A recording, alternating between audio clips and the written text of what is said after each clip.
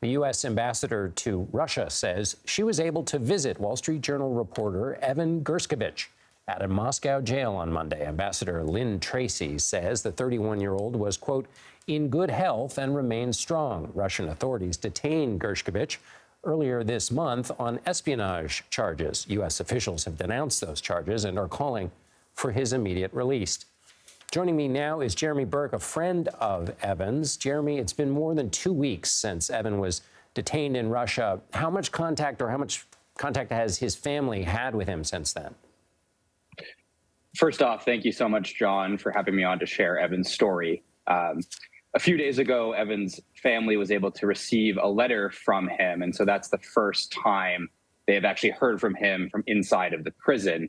One of the best things about the letter was that, I'll keep it sort of private, what most of the details were, but one of the best things about the letter was that Evan clearly still has the sense of humor that we all know and love, and he is keeping that while he's in solitary confinement. So your sense, even keeping those details private, is that the voice of the person you know was intact and was conveyed in that communication? Because one wonders in these instances how much is screened, how much is going on, but that voice, which you know as a fellow journalist, that voice came through? Yes, absolutely. And it was very heartening to see that his voice was there.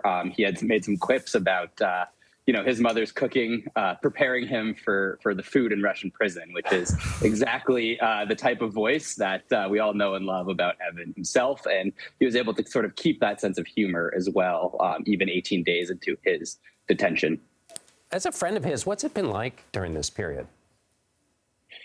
Look, it's been hard. It's hard not to think about him every second of every single day. Every time you're relaxing, you're thinking, is there more I can do? What else can I reach out to? Who else can I reach out to, and what else can I do to raise awareness? At the same time, there are very few people in the world who are able to actually impact the situation. So ultimately, our role as friends is to keep the pressure on them in order to do so.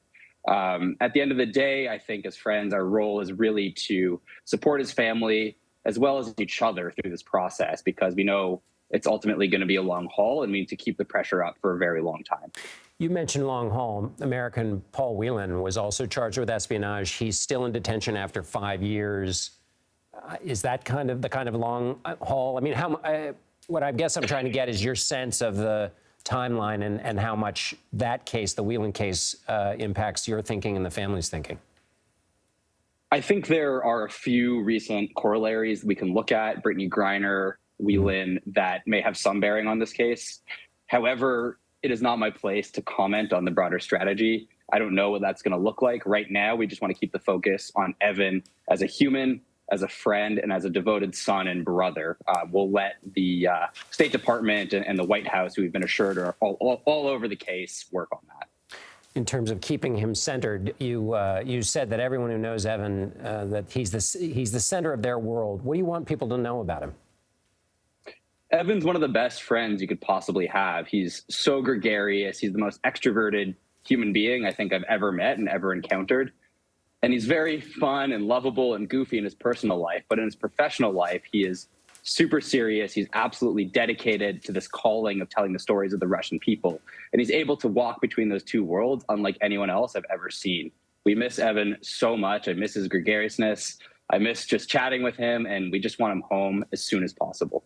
You're also a journalist. You don't cover Russia, but how do you think his case will affect other journalists? There's a lot to cover in dangerous places around the world. Do you have any thoughts about that with respect to his case? It's very clear that this will have a chilling effect, especially on journalists who cover Russia. That being said, I have been in touch with many of Evan's friends, other foreign correspondents who have worked in Moscow, as well as Moscow-based correspondents, and they're resolved to continue doing their job and continue reporting despite the risks and despite what Evan's detention might mean for them. So, I'm very heartened by that. I think it's crucial for them to continue to do their job, but it is also clear that the message of this was to chill journalism and chill reporting in the country. And that is something I believe we all have to fight every single day. Amen. Last question quickly, Jeremy. Can you get a message to Evan? I mean, is the communication only one way? We have written letters. We've been assured that they will get to Evan, excuse me. However, there are a lot of layers of bureaucracy to go through based on the specific prison that Evan is in. So we're hopeful that he's gotten our letters. I've written 2 of them myself. Many of his friends in both New York and Moscow have. And so we're very hopeful that we'll be able to hear back from him soon. Jeremy, thank you so much for being with us and telling us more about Evan and his story. Thank you so much, John. I really, really appreciate the time.